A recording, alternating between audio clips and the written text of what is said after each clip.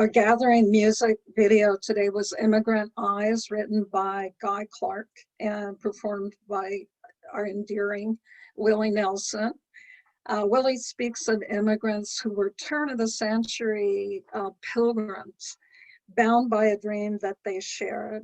The hardship and hopes driven by that dream are remembered by the grandson in the depth of his grandfather's eyes. It's a lesson he swears he will never forget, the sacrifice that came before him. You know, so many of us have heard tales in our family of sacrifice that was endured in order to get us here. And it's a lesson that we need to remember today and always. Today's pilgrims who cross the border have the same hopes and desires to achieve their dreams. Our service today will remind us of the struggles they endure as immigrants, asylum seekers, refugees, migrants, and victims of human trafficking. We look for direction as we strive to become a hospitable community of people who welcome others. We are like the grandson of song, people who owe our current privileged position in the world to the ones who came before us. When we learn about immigrants as more than media representations, we find we are more alike than not. Our speaker today, Nicole Ramos of the migrant rights organization Otro Lado, will help us see our face in the face of the strangers who travel paths unknown to us, to the other side. Good morning, and welcome to the Sunday service of the Unitarian Universalist Fellowship of Laguna Beach. My name is Noreen Kukinen, and I am your worship associate today. In Spanish, which isn't perfect, yo soy Señora Nora. Our fellowship is served by our caring and justice activist minister, Reverend Lee Marie Sanchez. Our highly talented music director, Carol Cole, will lead us in music for this service. The audiovisual tasks will be professionally executed by Don West Jr. Thank you to them and to all the dedicated individuals who share their skills with us in this spiritual journey that we've all taken together. We're happy to be together with you this morning. This congregation is open to all who are in accordance with our principles, mission, and vision. We unconditionally welcome any and all of you to our community of mutual caring and serious intent to grow as spiritual and moral beings.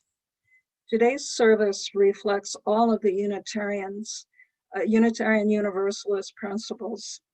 The first two, belief in the inherent worth and dignity of all people, and having justice, equity, and compassion in our interactions with other people are especially meaningful as we consider the lives of people who come to our borders. For 18 years, I taught English as a second language in classrooms, ranging from middle school to community college. This was a relatively short teaching career. I offer my hats off to our fellowship's Carolyn Warman, who also taught ESL and served in the classroom for 35 years. But my shorter career did not detract from the enrichment I gained from my ESL experience. I was privileged to have warm relationships with people from all over the world. It was a great honor to read essays from an Islamic scholar from Somalia, eat mooncakes with Asian students during the Mid-Autumn Festival, and enjoy the delicious foods of Nowruz, the Persian New Year. My Mexican students made me shiver to the tales of La Llorona, the crying ghost from their homeland, while the Filipino students somehow got me to hop over bamboo poles in their unique dance. The classroom was like a graduate level class in people of the world. It was great. I learned things that changed my perspective about the experiences of individuals and families. These changes didn't fit the stereotypes that our social news outlets offer us. I especially came to appreciate the closeness of many of the families that I met. that I met whose example of undeniable love and family commitment helps us to be better families ourselves. These are gifts that immigrants give to us. These interactions in the classroom and outside made my life fuller and better. There's much to learn from our newcomers. Best of all is to recognize that we're the same people wherever we come from. When we see our face in the face of a stranger, we recognize that the people at the borders are us. They deserve to have the same rights and respect due to all people. May we grow in compassion as our paths intersect and offer the face of love to those who seek to join us. Everywhere on Sunday mornings, Unitarians light the chalice. If you wish, please light your candle at home at this time. The chalice represents illumination to the world that we are called upon to serve with love and justice. This morning, our chalice is being lit by our dear friend, Carolyn Rorman. We thank Carolyn for the many ways she's helped the fellowship here, and we continue to wish you good health as you recover from your recent surgery.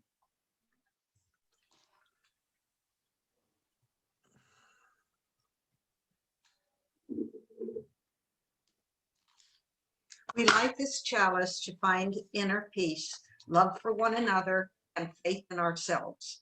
Also, to be welcoming to whomever we meet and to be kind to all living creatures.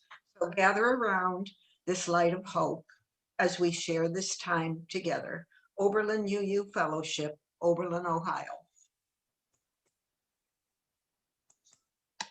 Thank you, Carolyn. We are here today to learn more about the men and women and children who have left their homelands in recent times, often enduring fear, uncertainty, and humiliation in order to reach a place of safety and hope. Please join me in reading our centering thought for this service.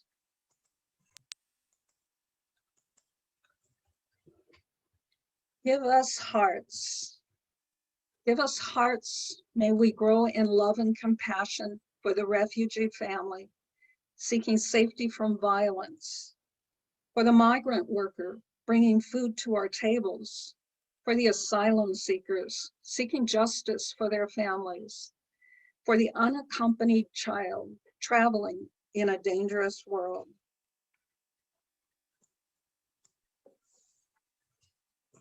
The music we share today for our opening song is Sometimes I Feel Like a Motherless Child.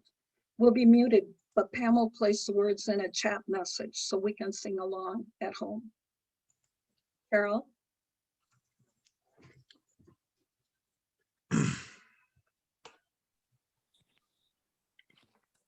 Good morning. Morning. Please join me.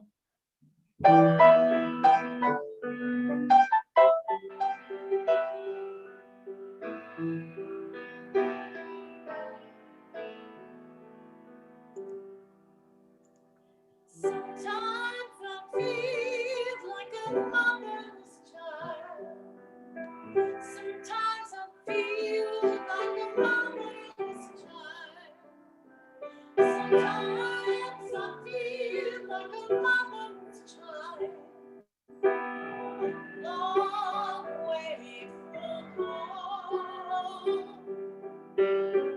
Long way from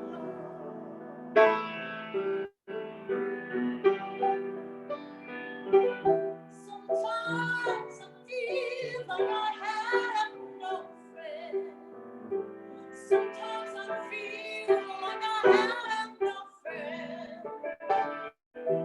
Sometimes I feel like I have no friend. A long way from home. A long way from home.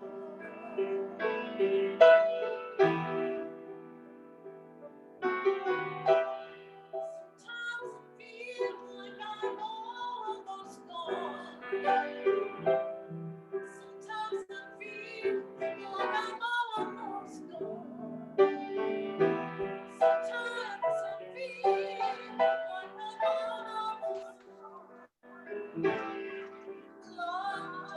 Don't worry, please.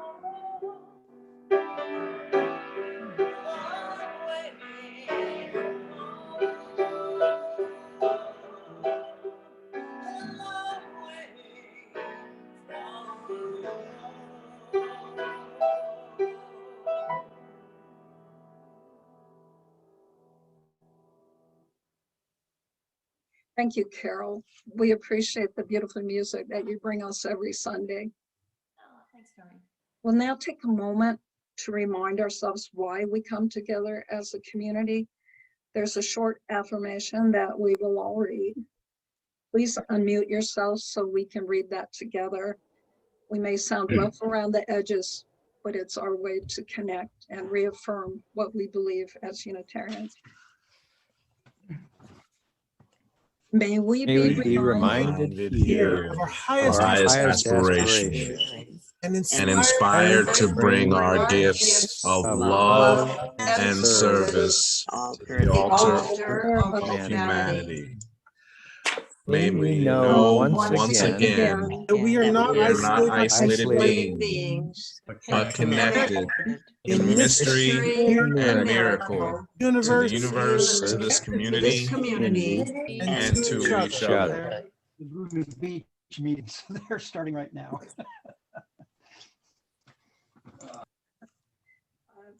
We will speak of joys and sorrows at this time.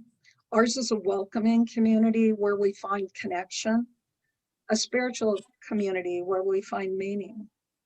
Ours is a sharing community where our joys are amplified, a caring community where our sorrows are lessened. We invite you to share your life's happenings with us, a sorrow that may weigh on your heart or joy that brightens your life. This is not a time to announce upcoming events or make a political statement. If you raise your hand or send a chat message, Don will recognize you and focus on you. Please remember to unmute yourselves. The recording will be stopped for our spoken joys and sorrows in our hearts.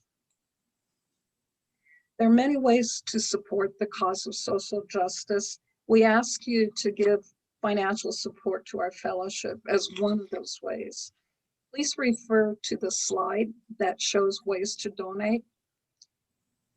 This same information on how to make contributions is in the email notice that was sent to notify you of this service.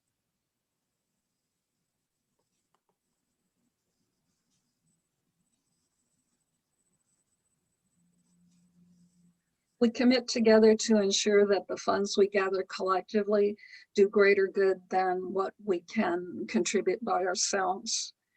Your offering is to sustain and grow the mission of this congregation and all its work in bringing justice and balance to our world. We give in love and hope. Now, as we settle for our meditation, please make yourself comfortable. And if you have a cozy blanket or a sweater nearby, wrap yourself in its warmth. Enjoy this video.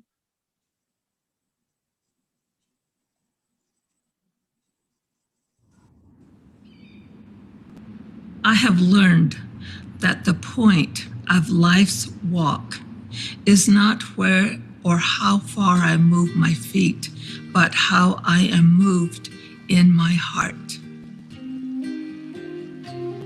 Our lives are both a walking and a weaving. When a two-legged child is born on earth, the mother wraps that child in a blanket. The blanket symbolizes our belonging place where we feel safe and are loved and nourished and welcomed. Everybody desires a place like that. A blanket is at every new beginning of our lives. We carry it and take it forward, and we can share it to provide comfort for others. We can give it and wrap it around all those that are looking for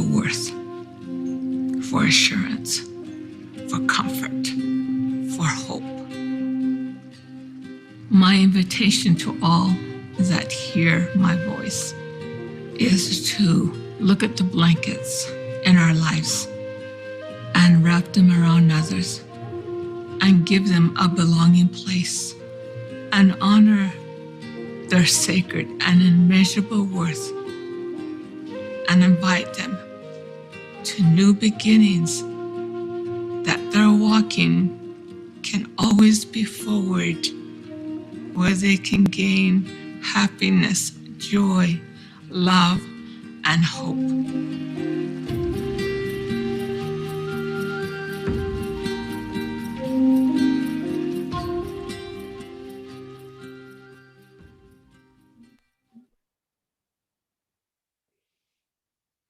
Take a moment to imagine your blanket or clothing as a belonging place where your heart will feel the comfort of its warmth and open to the lessons that we hear today.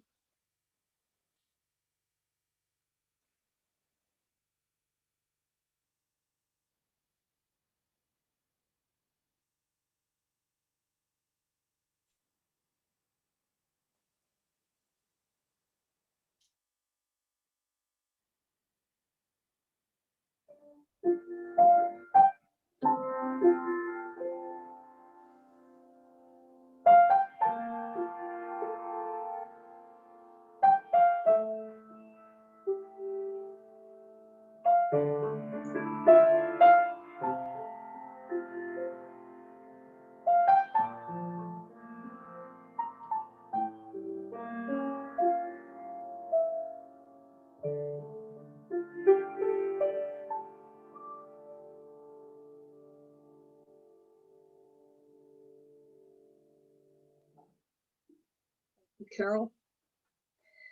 Today, we're fortunate to have as our guest speaker, Nicole Ramos of the organization Otro Lado. The work done by this organization assists with the legal and humanitarian needs of migrants who have hopes that lie on the other side of our borders. Nicole is a graduate of Bryn Mawr College and Temple University's School of Law. She teaches and speaks professionally regarding policies regarding the impact of border enforcement practices and policies on asylum seekers. Nicole directs Otro Lado's, Otro Lado's Border Rights Project, which works with asylum seekers who wish to present themselves to immigration authorities in the US. In addition to providing legal orientation and accompaniment, the project engages in human rights monitoring and impact litigation, as well as broader media campaigns and advocacy efforts to challenge systemic human rights violations. We welcome Nicole Ramos today. Bienvenidos. Thank you so much, Noreen, for that introduction, and thank you so much to you all for having me here today. I am going to talk for about 15-20 minutes about our work, and I'm able to stay as long as needed to answer questions. Just a quick note before I start. I came to Tijuana 6 years ago with one cat. Now I have 3 cats and 5 dogs. Some of them may be making appearances around me. I think I have the sound under control, but I just wanted to flag that the Trump years have left me with a lot of furry friends in my house. So as I mentioned, I came to Tijuana 6.5 years ago now. I used to be a federal public defender in the Deep South. And when I came, I started volunteering at a migrant shelter here, Casa Migrante. And initially, I was just thinking I would be providing information to people about what would happen when they cross the border in terms of criminal penalty consequences. Because some people who have crossed the border have been previously deported. And when you cross again after deportation, that is when you start looking at felony charges in the federal system and more time. And in my experience as a federal public defender, I noted that my clients that were immigrants charged with illegal reentry or illegal entry really did not have an understanding of what those consequences were. They also were being given a lot of bad information about the border itself, how to enter, and what processes were available to them. And to me, that seemed really shocking that people were being forced into making these decisions that would have long-ranging consequences for them with very little information. And of the clients that I had as a federal defender that were consistently charged with illegally reentering, I feel like I could divide them up into three large groups. One, you have deportees that were really Americanized, that for just of the fact of that they weren't born in the US, for all intents and purposes, were American. This is where their families were, this is where they had gone to school. And for them, they were just crossing that imaginary line that we call the border to get home. And for them, being in a jail or prison in Colorado was still better than being in Mexico where their family couldn't come to visit them. Then there was a group of people that a lot of theorists, popular media will call economic migrants. So people that are often fleeing environmental destruction, crop failure, contaminated water, inflated prices, and devaluation of their local currency. And the reason why I don't like to call these folks economic migrants is because I think it really ignores the violence that U.S. foreign policy has produced in Latin America with our trade policies, our propping up of governments that are not working for the good of their citizens, but are more in line with our fight against communism and our capitalist interests, as well as a place called the School of the Americas, which is located at Fort Benning in Columbus, Georgia, and where the U.S. government has trained thousands of military and police type officials from Latin American countries how to stamp out popular movements, surveil activists, and interrogate and torture people. So that's why I don't like to refer to those particular immigrants as economic migrants, because really they're just moving from situations that we very much helped to create. And then we have asylum seekers or refugees, people who are fleeing their home country because the home is no longer safe, people want to hurt them or kill them and somehow restrict their freedom. And they are coming because to stay home is a death sentence. And so of all these three groups, very few to almost none of the people had information about what their rights were in the legal system in the US and what processes were available to them to possibly enter the US legally with status or on a path to seeking status. And so in my initial work with shelters in Tijuana, I was providing information about federal criminal consequences for people. And then it became very clear that asylum seekers needed a lot of information about what the asylum system looked like. And so I spent a lot of time studying what that looked like so I would be able to provide that information, which then organically grew into accompanying people to the port of entry with my co-directors. I have two co-directors, Nora Phillips and Erica Pinheiro, as well as volunteers that would assist to help us accompany people to the port of entry to present themselves. And what we found at the port of entry was that US federal law enforcement was lying, I know, shocking, right? They were lying to immigrants about what their options were. Particularly asylum seekers. They were telling them things such as there is no more asylum, or there's only asylum for Christians, or there's no asylum for Mexican citizens, all sorts of crazy things. And people were believing them, and they were leaving the port of entry and potentially going into dangerous circumstances because they were getting incorrect information about what their rights were and what that process looked like. And this was a practice that was going on under the previous administration, the Obama administration, and it continued into the Trump administration. The Trump administration has done unspeakable things in the immigration context, Obviously, we're all very aware that they have separated thousands of families, hundreds of whom still remain separated to this day. We've had an outgrowth of death in custody, in ICE custody or in CBP custody at the border, of death of immigrants, among other human rights abuses that have occurred under the Trump administration. But really, the Obama administration set up some very important policies that made what happened during the Trump years possible, such as creating a wait list at the port of entry, which essentially prevents people from being processed until the day that their wait list number is called. And it has allowed officials to say, well, we don't have capacity, so we can only take 3 people per day at the busiest border crossing in the world, which is the Tijuana-San Isidro border crossing.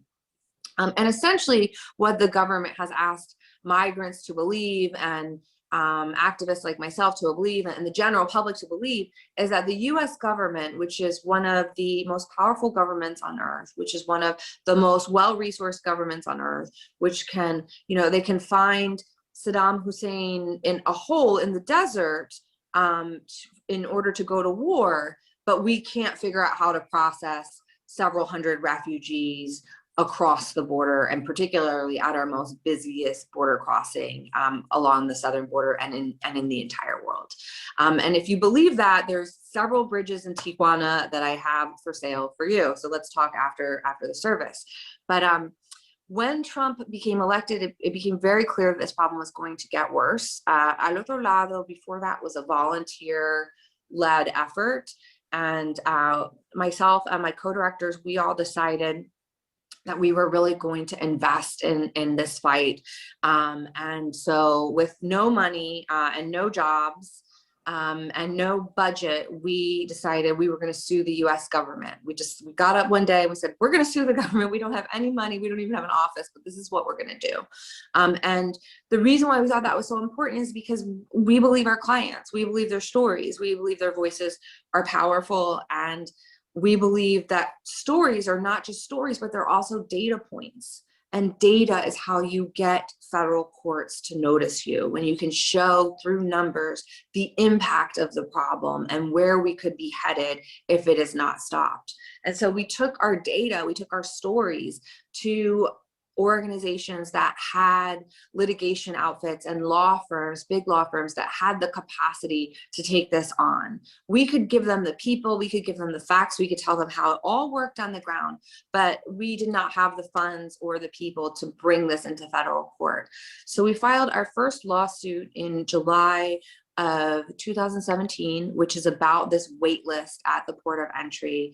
We have since filed 9 other lawsuits against the federal government, challenging several other critical policies. Some of you may have heard about the MPP program. It's also called Remain in Mexico, where folks are forced to remain in Mexico in between their court hearings until they get to the end. And there's a lot of reasons why that we can imagine that doesn't work, including there being a lot of violence and insecurity for migrants here on the border, lack of basic resources such as employment, access to medical care, education, and food. And all of those, that confluence of factors doesn't necessarily lead to a positive outcome in someone's legal case. And so we're challenging this wait list. We're challenging the MPP policy, among many other policies. And we're still not done with our first case. It's 2021. We do believe we will get a final decision from the court as to whether this wait list, which is the policy that really started it all, keeping people trapped at the border, is constitutional or not, and whether the government is allowed to continue, or they've got to close up shop and figure out how to process all of these folks. And the reason why our litigation model doesn't get thrown out of court, why we are so successful, is because we have our project in Tijuana, which does know your rights presentations, both in person and virtually now, and individual intake consultations with asylum seekers that want information about the US system and want to know, do they have a case, and what the system might look like for them, because different people will process along different tracks. And when you are giving people something of value, which is information that they need in order to defend themselves in a very complicated system, they are going to give you something value in return. And that is also information. And so what we have here is a very natural feedback loop between us, the lawyers, and the community. And it allows the litigation that we bring to really be informed by the community, because they are telling us, here's what is wrong, here's the impact, here are all these other people that I know that are impacted, that are willing to tell you their story. And we're able to have a pulse on the community that allows us to tell these stories, and the community trusts us because they know if they tell us something that we are going to go into court to fight for them, and also with them, centering their experiences and their voices, and not necessarily thinking because we're attorneys, we know everything. Attorneys actually know very little. We just have a lot of student loans that make us feel very important. And so that's why I think that we have been so successful, and why the US government, in retaliation for all this litigation, put myself and my two co-directors on a binational watch list, along with 56 of our other closest friends.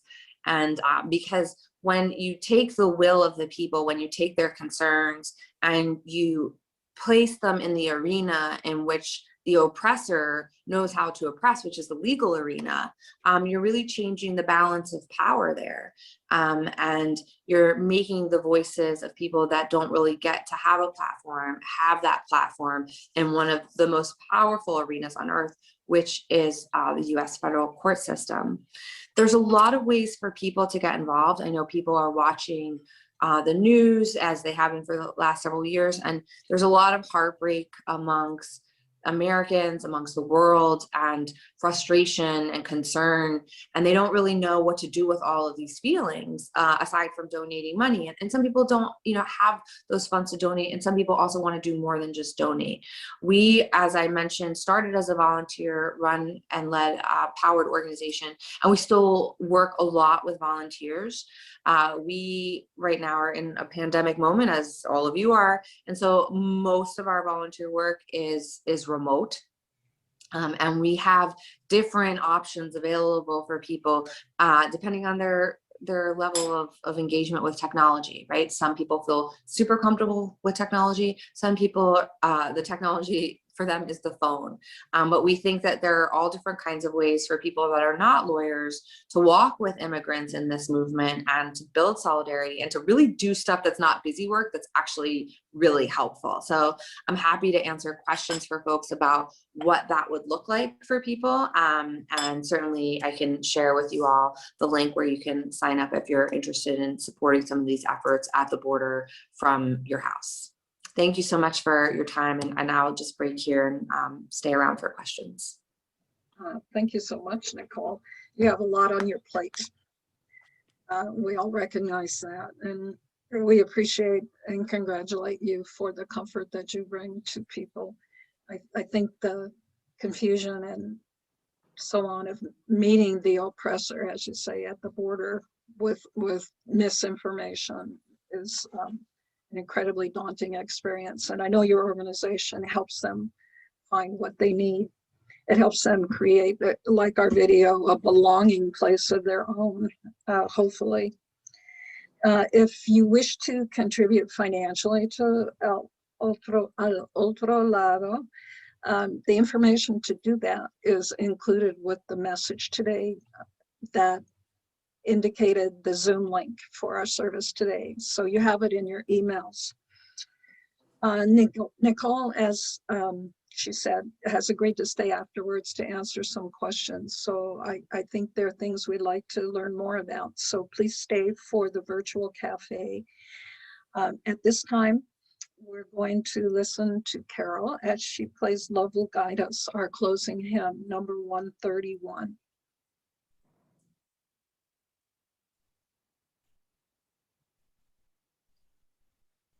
Please join me.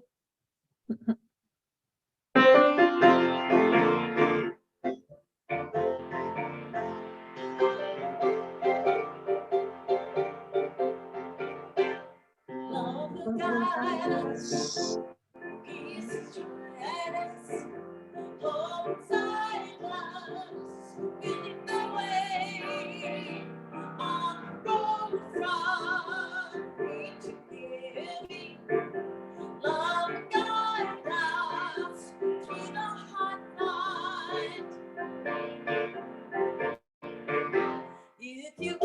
sing like angels, even cannot speak for thousands.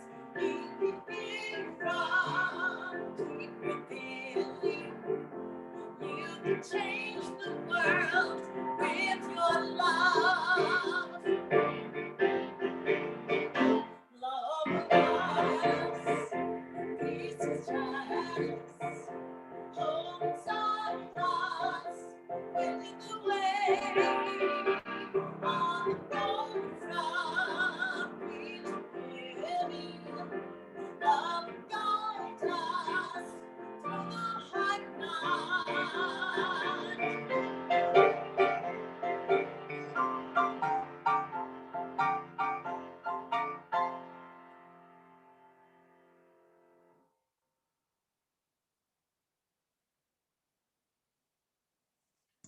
You're muted, Noreen.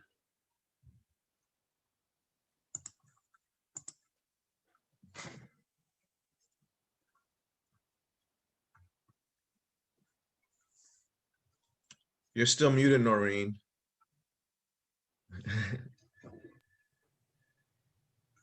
Sometimes I talk too much. Let's see.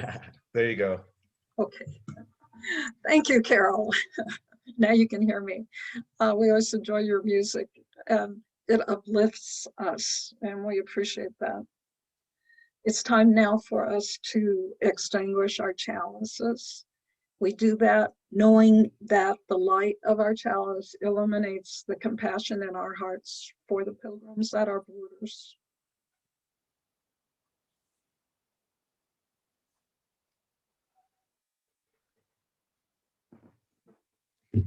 Let us join our hearts as we sing our closing hymn, Let There Be Peace on Earth. We thank Nicole once more and remind you that she'll be here to answer questions in our virtual cafe. Let's sing with gusto from our own belonging places. You're all.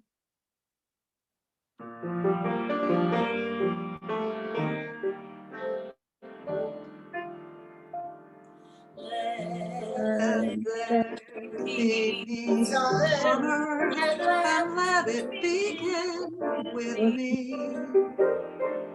Let there be peace on earth, the peace that was to be. With our mother, we are family. Let us walk with each other in perfect harmony.